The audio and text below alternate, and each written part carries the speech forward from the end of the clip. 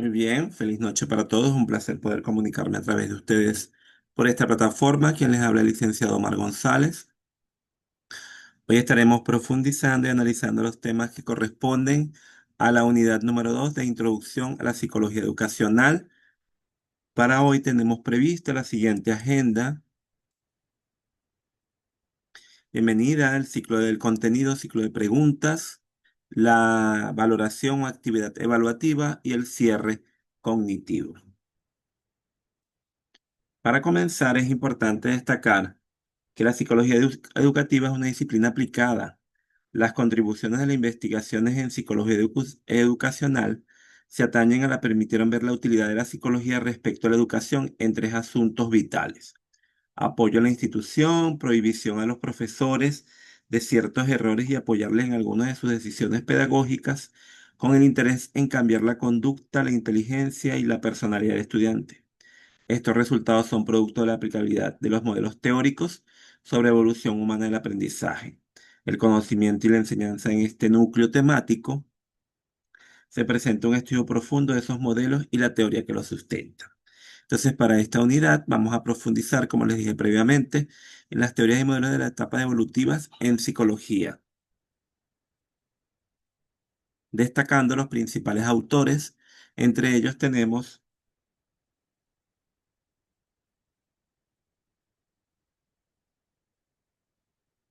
a Piaget.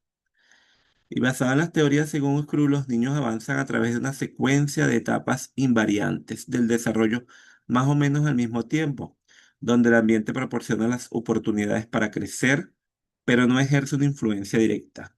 Más bien, el desarrollo es determinado abrumadoramente por la genética, aunque la investigación biológica actual se concentra en el grado en que las características cognitivas, conductuales y de personalidad tienen predisposiciones genéticas e influyen en el aprendizaje.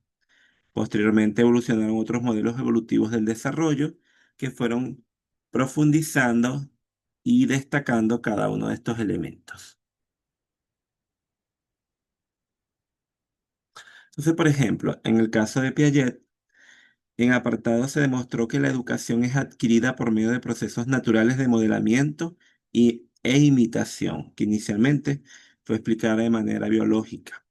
Se dice que aunque el modelamiento sigue siendo un componente fundamental de la teoría cognitiva social, dado que implica cambios conductuales, cognitivos y afectivos que se derivan de la observación de los diferentes procesos o de los diferentes modelos. Fíjense que cuando ya iniciaba la construcción de las teorías educativas que presentan otra versión de la construcción del aprendizaje, resalta Piaget con una versión distinta de la imitación relacionadas al desarrollo humano y detalló tendencias básicas del pensamiento y las etapas evolutivas que son funciones invariantes. Según la teoría, se destacan las siguientes, ¿sí? La organización, es un proceso permanente de ordenamiento de la información y la experiencia en sistemas y categorías mentales.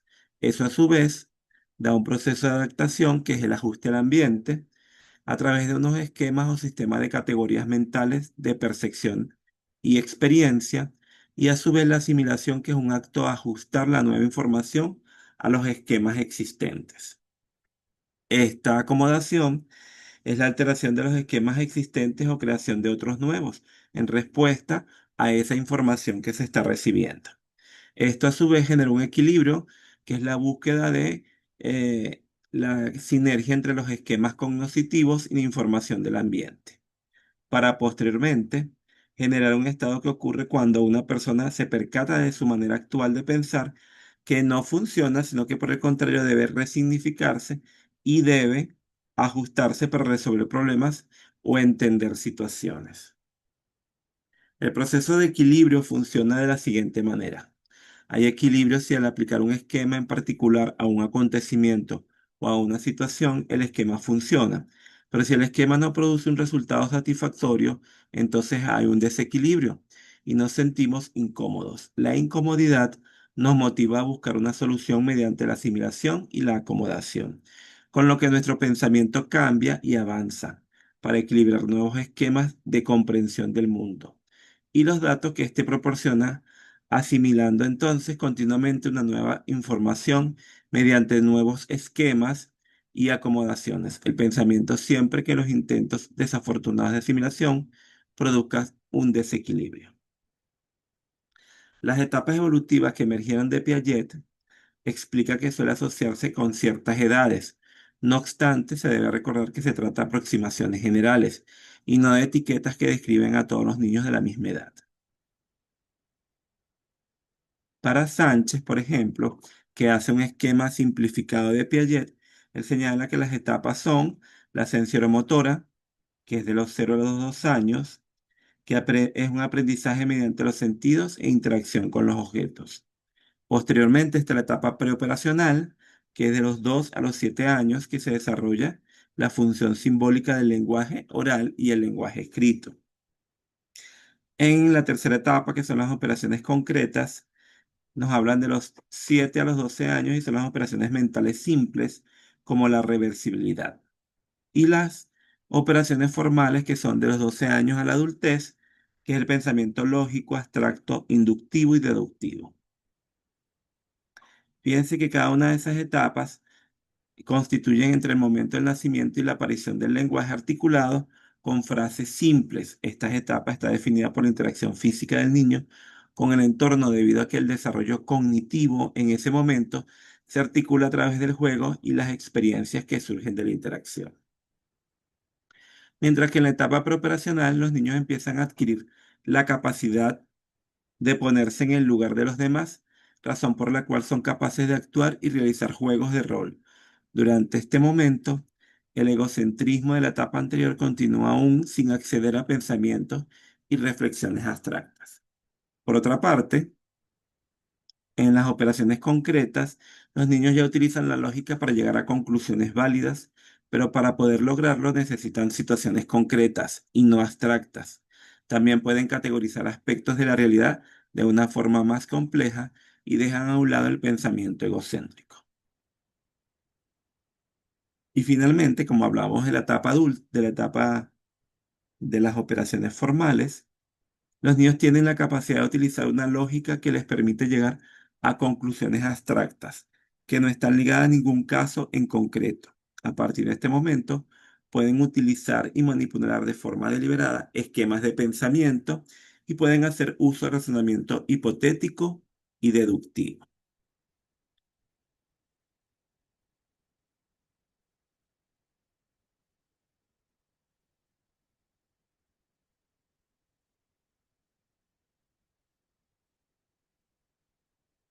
Por otra parte, Freud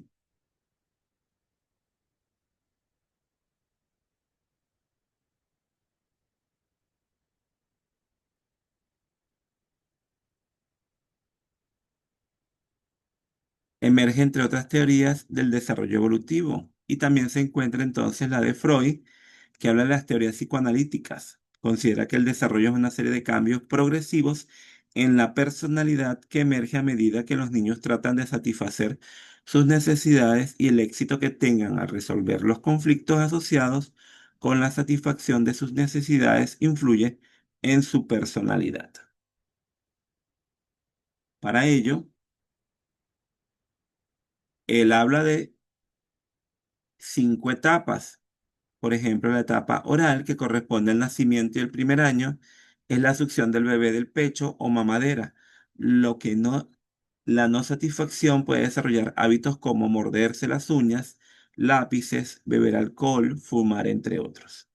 Luego tenemos la etapa anal, que es del 1 al 3 años, se relaciona con el control de los esfínteres y la no satisfacción puede expresarse, por ejemplo, en el desarrollo de compulsión por la limpieza. La etapa fálica, que de los 3 a los 6 años se relaciona con la manipulación de los genitales.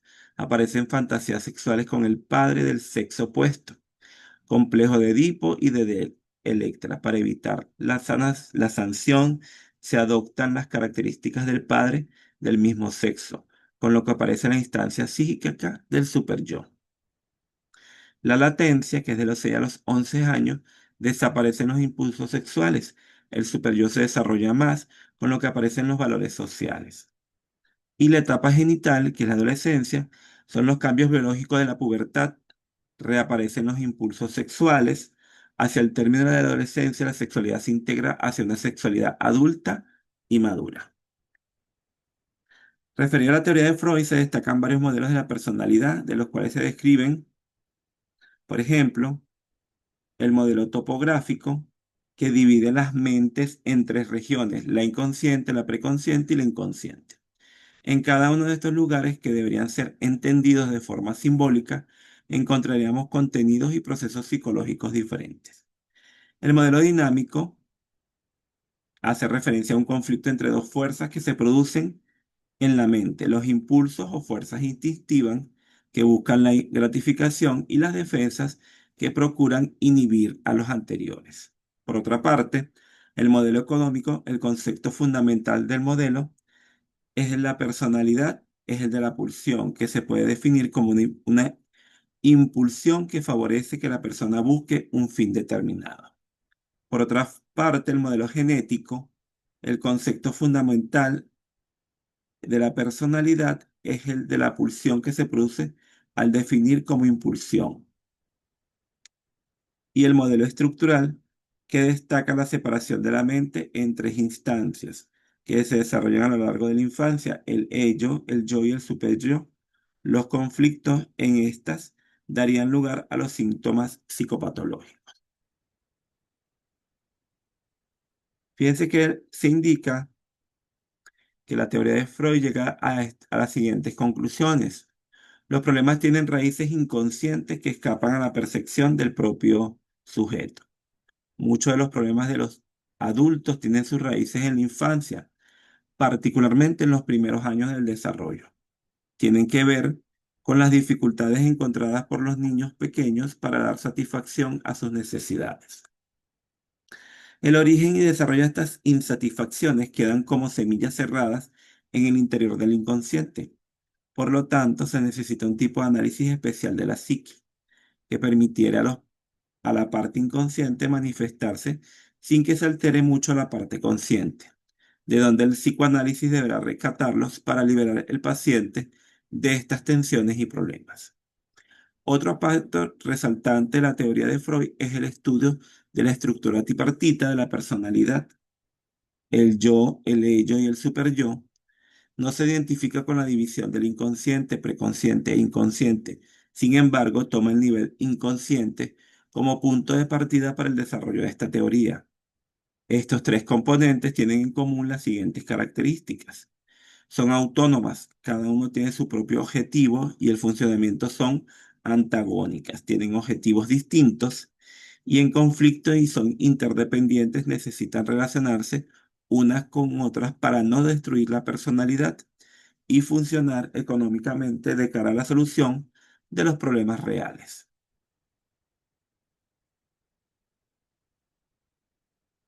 Por otra parte, Erickson nos habla de teoría del desarrollo psicosocial y habla de etapas fundamentales en el individuo. La primera etapa es la confianza versus la desconfianza.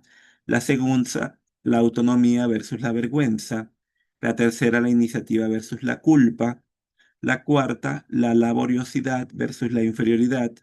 La quinta, la búsqueda de identidad versus la difusión de la identidad. La sexta, la intimidad versus el aislamiento. Y la octava, la integración versus la desesperación.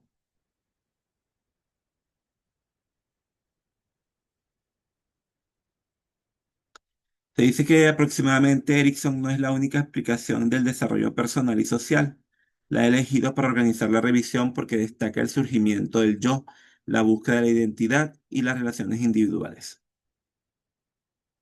Esto durante la relación con todos los otros. Él concluyó de que los seres humanos comparten las mismas necesidades básicas y que de alguna manera deben ser satisfechas por la sociedad a la que pertenecen.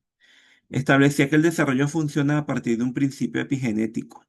Postulaba la existencia de 8 fases del desarrollo de que se extendían a lo largo de todo el ciclo vital, como se evidencia o como se muestra en lo anteriormente señalado. Los progresos a través de cada estadio está determinado en parte por los éxitos o por los fracasos en los mismos. Cada fase comprende ciertas tareas o funciones que son psicosociales por naturaleza, aunque para él las llama crisis, por seguir la tradición freudiana. Cada fase comprende ciertas tareas o funciones que son psicosociales por naturaleza. Cada fase tiene un tiempo óptimo donde es inútil empujar demasiado rápido a un niño a la adultez y no es posible bajar el ritmo o intentar proteger a nuestros niños de las demandas de la vida.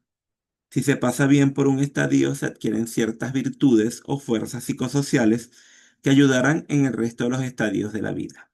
Por el contrario, si no van tan bien, se desarrollan maladaptaciones o malignidades, así como poner en peligro el desarrollo faltante. Se considera que las interacciones de las generaciones, la cual llama mutualidad, donde padres influían en el desarrollo de los niños, pero los niños también influían en el desarrollo de los padres. Entonces, en estas etapas destacan, por ejemplo, la confianza versus la desconfianza, donde los bebés desarrollan un sentido de confianza básica en su entorno si sus necesidades son satisfechas de manera consciente. La autonomía versus la vergüenza, los niños exploran su ambiente y desarrollan un sentido de control y autonomía. Iniciativa versus culpa, los niños en esta edad preescolar comienzan a tomar la iniciativa en actividades y pueden sentir culpa por sus acciones. Identidad versus confusión. Los adolescentes exploran diferentes roles y opciones de vida para desarrollar una identidad coherente. Y así las etapas van desarrollándose en cada etapa o en cada desarrollo del ciclo, como dijimos anteriormente. Por otra parte, tenemos a Chilina León, que su teoría de secuencias del desarrollo infantil muestran que las experiencias confirman que la clave está en la familia mediadora por excelencia del proceso constructivo individual del desarrollo humano integral. De allí la importancia de fortalecerla desde la escuela y las organizaciones comunitarias, para que puedan contribuir con el proceso educativo de sus hijos, donde el bienestar humano obliga a adoptar una visión preventiva, una secuencia y acumulativa del proceso del desarrollo integral. Entonces esto genera que se aprende a conocer, se aprende a hacer, se aprende a hacer y se aprende a convivir. Y de ellos salen los 8 estadios, que es lo motor, lo físico, lo sexual, lo afectivo, lo social, lo moral, lo lenguaje y lo cognitivo.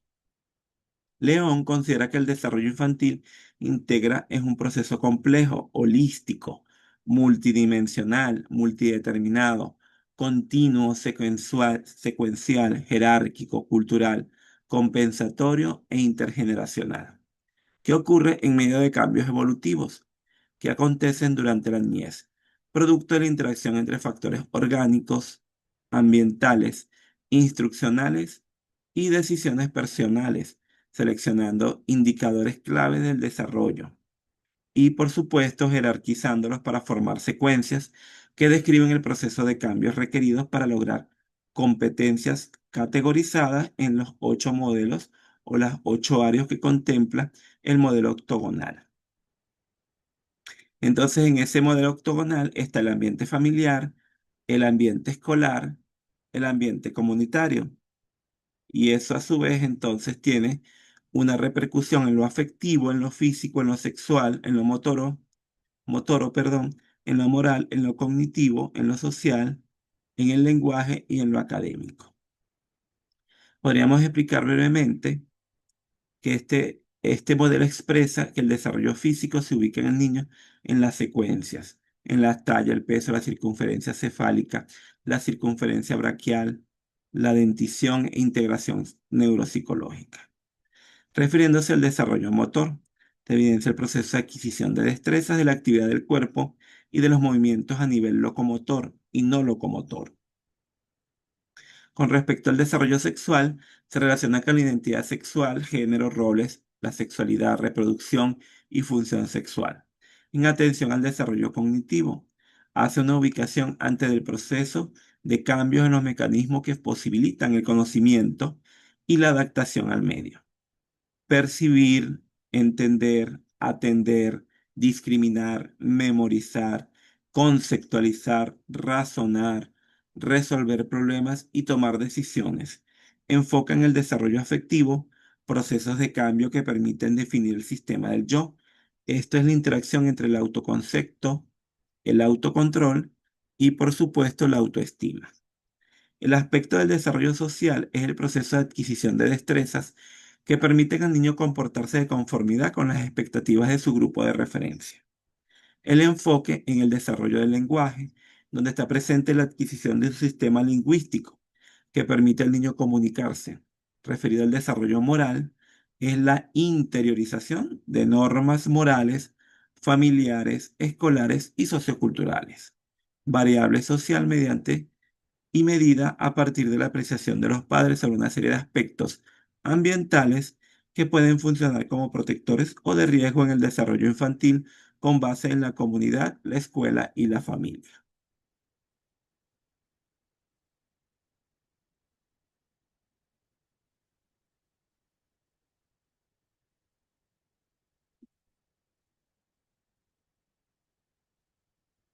Por otra parte, otro de los autores señalados es Vygotsky.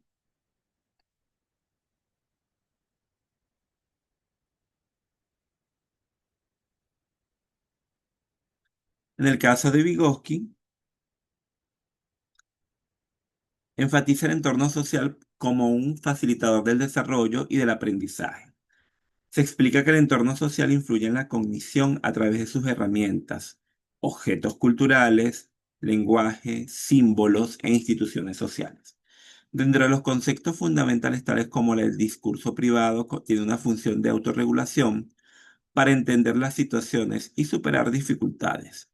Las verbalizaciones pueden aumentar el aprovechamiento de los estudiantes si son relevantes a la tarea y no interfieren con el desempeño. La autorregulación influye en la coordinación de procesos mentales como la memoria, la planeación, la síntesis y la evaluación, y la internalización de los procesos de autorregulación. Entonces nos habla de la zona del desarrollo próximo, que es lo que se sabe, lo que no se sabe, las habilidades y el andamiaje para producir el aprendizaje. La instrucción apropiada para el desarrollo se basa en varias suposiciones. Primera, las estudiantes construyen el conocimiento con base en sus experiencias previas y sus esquemas actuales, donde el conocimiento nunca se transmite de manera automática. Para que el aprendizaje avance se requiere construir el conocimiento e integrarlo a las estructuras mentales que ya existen. La segunda es que el ambiente social es importante. Al interactuar con otros reciben ideas y opiniones que pueden discrepar de las suyas, lo que pone en movimiento el proceso de equilibración. La tercera es que cuando el material por aprendizaje rebasa la comprensión actual de los estudiantes se genera un conflicto. Esto crea la zona del desarrollo próximo, dentro de la cual puede ocurrir el aprendizaje a través del conflicto cognoscitivo. La reflexión y la reorganización conceptual existe poco conflicto cuando el material está demasiado lejos de la comprensión actual. De igual modo, el conflicto se minimiza cuando el aprendizaje se encuentra en los niveles actuales de los niños. Por último, la instrucción apropiada para el próximo desarrollo incluye la exploración activa y las actividades prácticas. Entonces, los tres elementos fundamentales para Vygotsky es la zona del desarrollo próximo, la distancia entre lo que un niño puede hacer solo y lo que puede hacer con la ayuda de un adulto o compañero competente. El andamiaje, que es el apoyo temporal y ajustado proporcionado por un adulto para ayudar a un niño a alcanzar su máximo potencial. Y por supuesto el juego simbólico. Los niños utilizan el juego imaginativo para desarrollar habilidades cognitivas y sociales.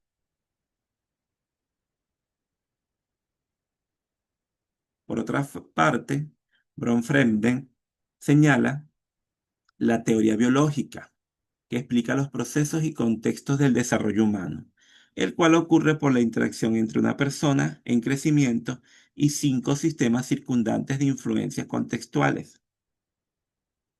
Estos 5 esquemas nos habla, por ejemplo, del macrosistema,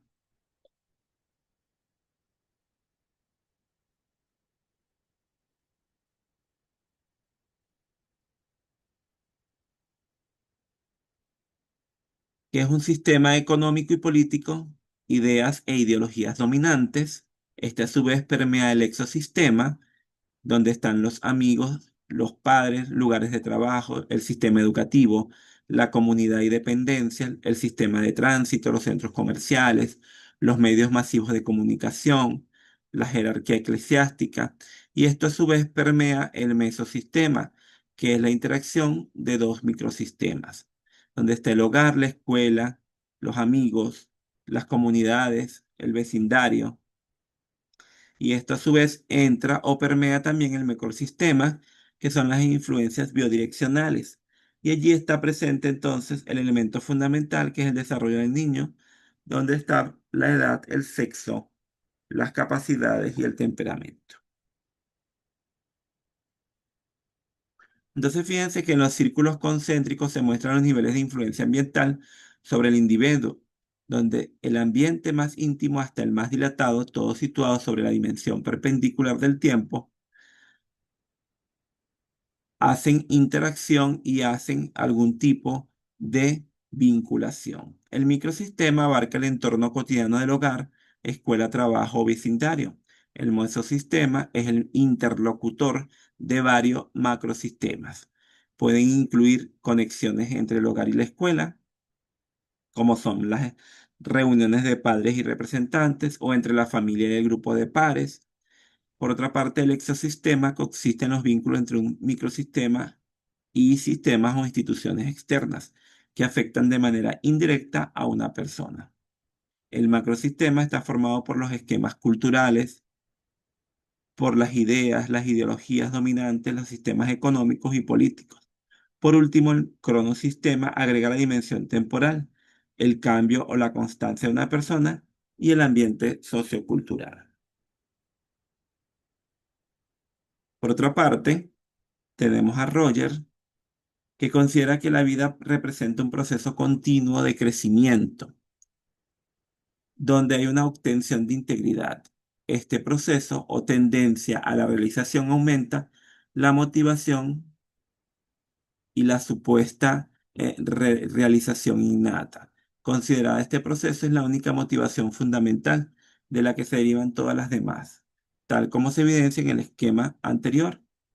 La tendencia a la realización está orientada hacia el crecimiento personal, el logro de autonomía y la liberación del control de fuerzas externas.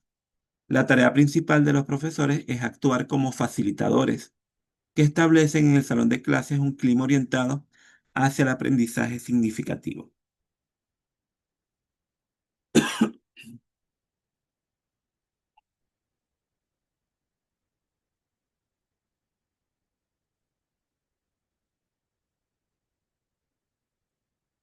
Y ese aprendizaje significativo ayuda a los estudiantes a aclarar sus metas. Entonces, el aprendizaje significativo tiene lazos interrelacionales. Primero, que surge de las experiencias. Es relevante para la persona. Tiene relación personal, involucra las cogniciones y sentimientos. Segundo, es iniciado para la persona. El impulso para el aprendizaje viene del interior. Tercero, es general influir en la conducta, las actitudes y la personalidad. Cuarto, es evaluado por el aprendiz de acuerdo con si satisface o no las necesidades que conducen a metas. Entonces, el modelo nos habla primero de la necesidad insatisfecha que mueve a la persona. Y este procede entonces a realizar una acción a fin de que de poder satisfacer esa necesidad que en un momento previo no fue satisfecha. Entonces fíjense que Roger defiende lo que él llama una educación democrática centrada en la persona, la cual consiste en conferir responsabilidad de la educación al estudiante. Esta educación centrada en la persona tiene las siguientes características. Primero, la persona es capaz de responsabilizarse y de controlarse a sí misma en el aprendizaje. Dos, el contexto educativo debe crear las condiciones favorables para facilitar y liberar las capacidades de aprendizaje existentes en cada individuo. Es por ello que el estudiante aprende a través de sus propias experiencias y es muy difícil enseñar a otra persona directamente, solo se le puede facilitar el aprendizaje. Y por último, en la educación se debe adoptar una perspectiva globalizante de lo intelectual, lo afectivo y lo interpersonal. El objetivo central de la educación debe ser crear estudiantes con iniciativa y autodeterminación que sepan colaborar solidariamente con sus semejantes, sin que ello deje de desarrollar su individualidad. Por otra parte, tenemos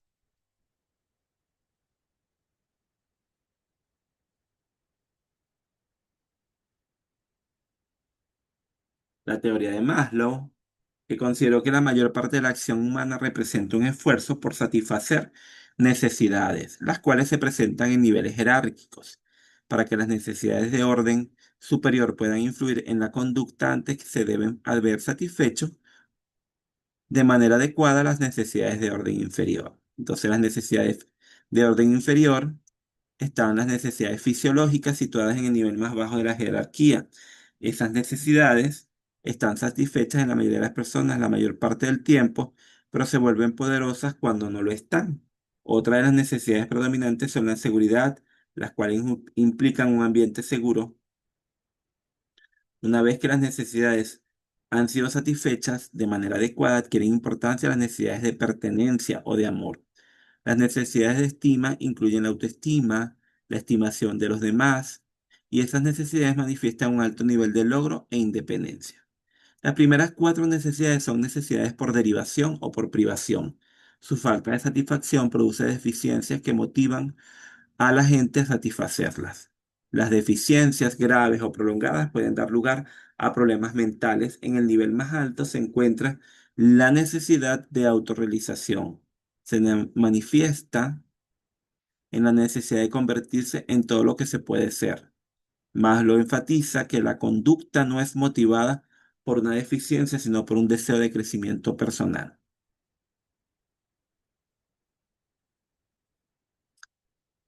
Por otra parte, tenemos también a Peterson, que nos habla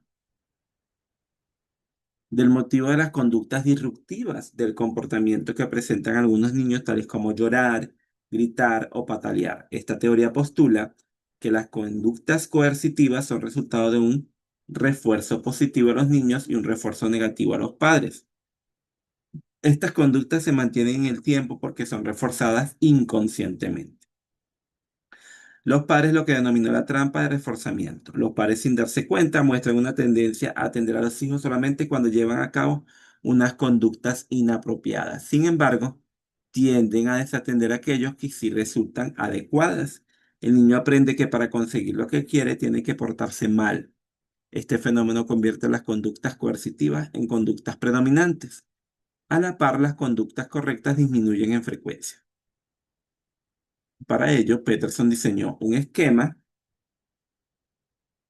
que habla que los procesos de adaptación, balance de las necesidades familiares, atribución de significados, entrelazamiento o enfrentamiento del estrés, tienen que ver con factores de riesgo que son los físicos y emocionales, los familiares o los estrés originados por la comunidad, y los factores de protección tienen que ver con recursos del niño, recursos familiares y recursos comunitarios. Ese cuadro lo pueden profundizar en el aula porque allí está explicado de manera más detallada.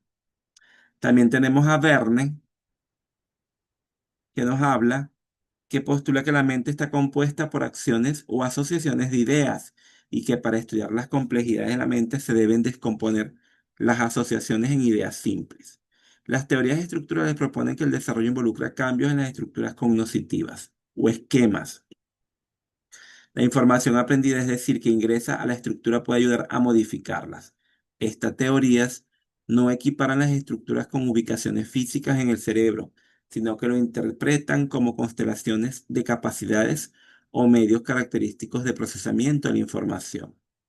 El análisis transaccional es un modelo decisional que permite comprender cómo entramos en relación con los otros, lo que buscamos en nuestras relaciones y cuáles son nuestras raíces, que nos hacen reaccionar de manera repetitiva, las cuales vienen de los tres elementos de su modelo, que es el padre, el adulto y el niño, que son los componentes de la personalidad. La meta del análisis transaccional es la autonomía, que se define por la conciencia o la capacidad de distinguir la realidad de la fantasía interna, proyectada sobre lo que pasa o lo que sucede, la espontaneidad o capacidad de expresar los propios pensamientos y de actuar en consecuencia viviendo para sí en la búsqueda de, primero, la intimidad o capacidad de abrirme al otro, estar próximo, cercano a ser auténtico con la otra y la reciprocidad, la ética o capacidad de elegir actuar en cada contexto respetando los propios valores.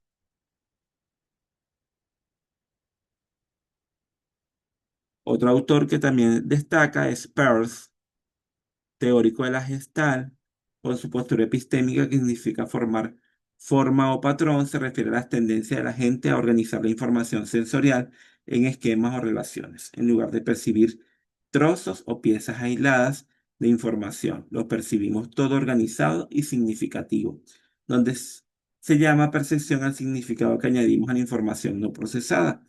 Esto lo recibimos a través de los sentidos. Este significado se construye sobre la base de la realidad objetiva y de los conocimientos. Los principios teóricos pueden ser apreciados en la información que está presente en el aula. Fíjense que todos estos conceptos y todas estas teorías se amplían en lo que está presente en el aula en la unidad número 2. También tenemos la teoría del apego de Bowlby, que nos habla del apego seguro, el apego evitativo y el apego ambivalente. El apego seguro, los niños se sienten seguros y confían en sus cuidadores para obtener apoyo emocional y seguridad. El evitativo, los niños evitan la cercanía emocional y no muestran angustia cuando se separan de sus cuidadores. Y el ambivalente, los niños sienten ansiedad y muestran resistencia a la separación, pero pueden ser difíciles de consolar. El modelo de Colbert nos habla del nivel de convencional, el nivel preconvencional y el nivel postconvencional. Y tiene que ver, el comportamiento moral está motivado por la evitación de castigos y la obtención de recompensas. El comportamiento moral se basa en cumplir con las expectativas sociales y mantener la comunidad o la conformidad. Y el nivel postconvencional, que el comportamiento moral se basa en principios éticos universales y la promoción del bienestar social. Entonces, fíjense, si hay alguna pregunta, alguna duda, es el momento.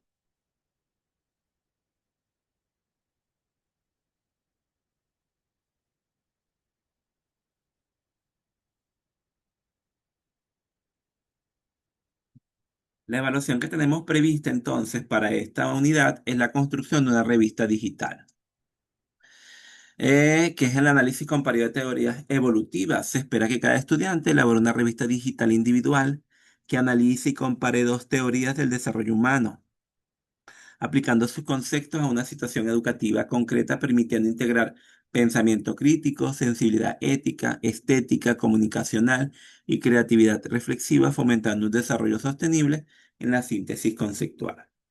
Seleccione dos teorías evolutivas de la lista proporcionada, investigue y resume teorías incluyendo conceptos clave, etapas de desarrollo, ejemplos conductuales. Elija también una situación concreta y analice cómo aplicar ambas teorías. Diseña su revista con los elementos indicados. Aunado a eso, graba una presentación oral de 3 minutos de lo que usted realizó en su revista.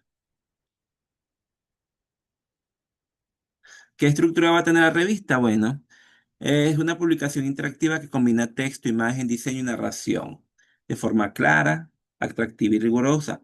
Su revista debe tener una portada, un editorial, un artículo central que hable de lo que señalamos previamente, de la selección de las dos teorías, el resumen de los conceptos claros, la descripción de las etapas o fases del desarrollo según cada autor, ejemplos concretos, el análisis comparativo, la aplicación a una situación educativa, la propuesta pedagógica y la reflexión final sobre el valor formativo de integrar múltiples enfoques.